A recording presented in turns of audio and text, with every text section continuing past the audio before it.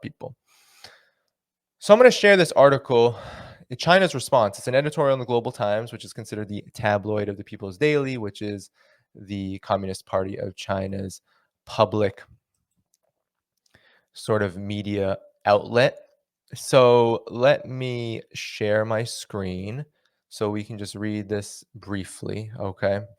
And then we will get on to China's report on US human rights. I won't probably read that word for word because it is getting late, but I will go over just some interesting parts about it.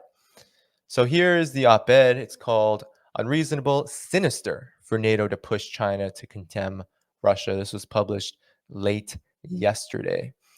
So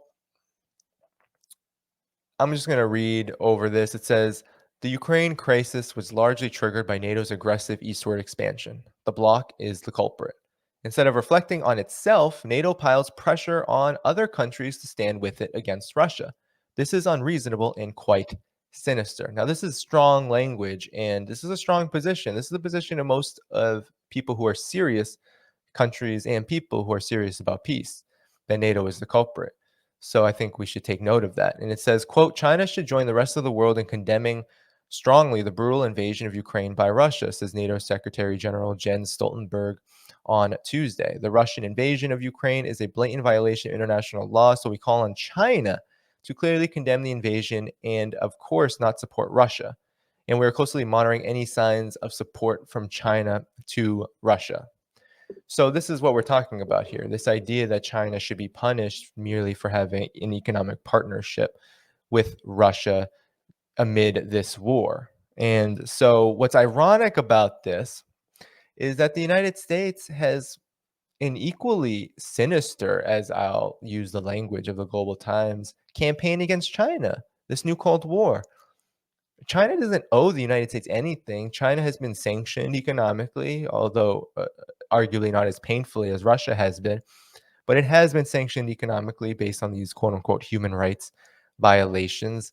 It is being militarily encircled and continues to be. It has about 400 military bases encircling China. And those are U.S. military bases located in Japan, Korea, the Philippines, right? Guam, Okinawa, which some people consider Japan, but it really is independent. It's a neo-colony, essentially, of Japan at this time. But nonetheless, China doesn't owe the United States anything. There's been such a diplomatic decline of relations between the two countries, spearheaded by the United States, not on China's own doing. This needs to be placed on the United States' back, the blame for deterioration of relations between the two countries. And so to ask, similar to the United States going to Nicolas Maduro and saying, hey, can you break off ties with Russia and we'll give you very little, if not essentially nothing. But, do that and maybe we'll be a little bit closer. And Venezuela was like, no, Russia's a reliable partner and you're not. So we're having this very similar dynamic, except China, of course, on a world scale, has just a more influence in so many ways than Venezuela, but nonetheless the same dynamic. But NATO is a puppet of the US, a Cold War military bloc manipulated by the US. The obsolete military organization has launched many ruthless military aggressions and triggered corresponding disasters in which local people underwent great suffering. NATO's aerial bombing campaign against the Federal Republic of Yugoslavia in 1999 during the Kosovo War is one example, as I said earlier.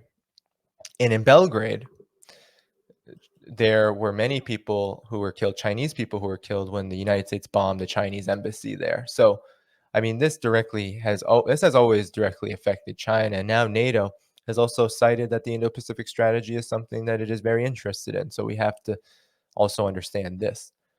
NATO is the most serious war machine that violates international law and endangers the sovereignty and territorial integrity of other countries since the end of the Cold War. Since when has the group become a defender of international law? If it is a defender of international law, could you please first apologize for their bombing of Yugoslavia? Could you first compensate for the bombing of the Chinese embassy in Yugoslavia in 1999, which left 3 journalists dead and more than 20 people injured?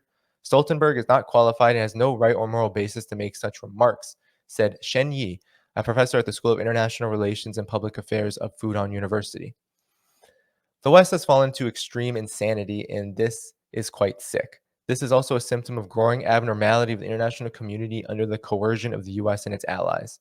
Stoltenberg's rhetoric sounds like he attempted to label China as Russia's quote unquote accomplice.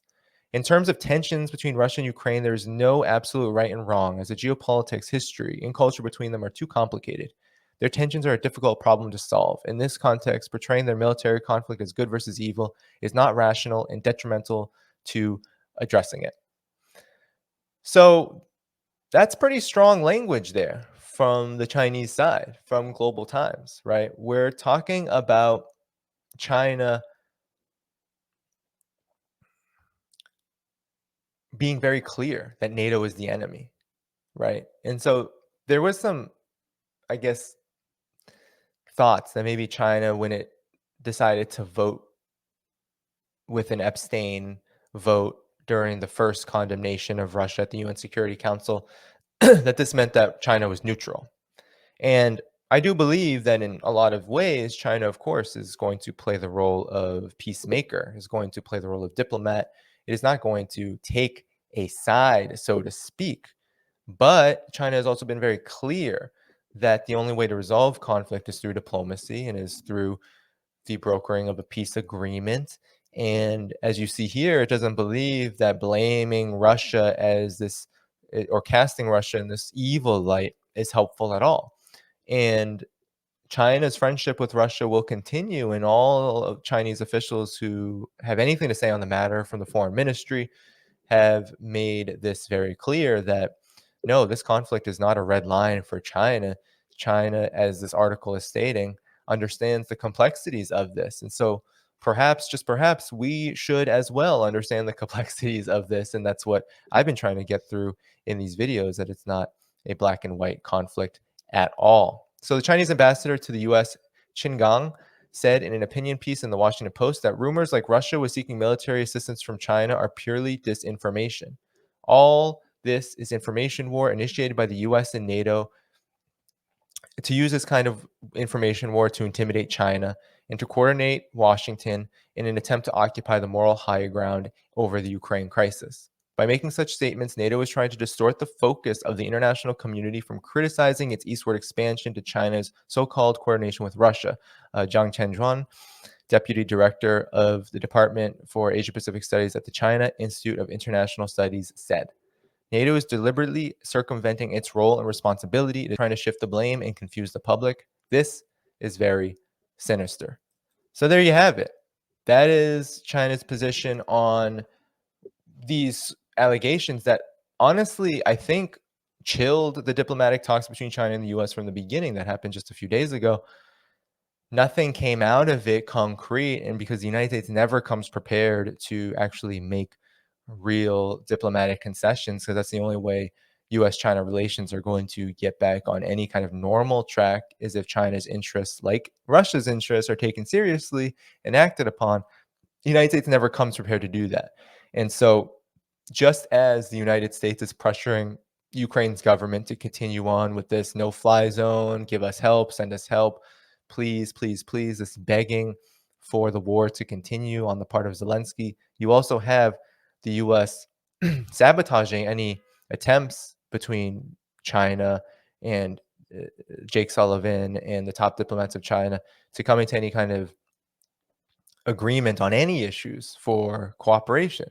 No, immediately the United States started talking as if China is to blame for Russia's intervention because China is not checking their partners. And that is exactly what this Global Times op-ed said. That is sinister.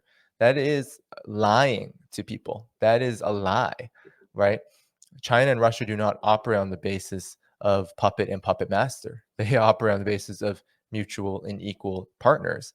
And that means that China has absolutely no say in what Russia decides to do politically to assert its own interests. And China and Russia only assert their influence upon each other, right, in issues of importance that are directly uh, that are directly impactful for them economically, diplomatically, militarily, right?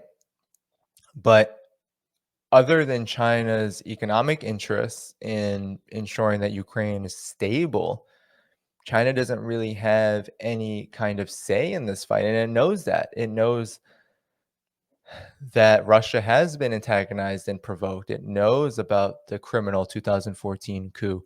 It knows all of these things, right? There are countries in the world, China being one of them, that are not just puppets of the United States. They understand from an independent lens how geopolitics have been developing over the past several years and over the last several decades. And they are making decisions based upon that objective reality. And so China has made the concrete decision, which I think is the correct one, which is to relegate your role to that of diplomacy, to peacemaking. It's been the only major country to call for diplomatic talks and that China would be willing to help that process as was necessary. It really has been the only country to do that. The United States and NATO played absolutely no role in this regard. So there you have it. That's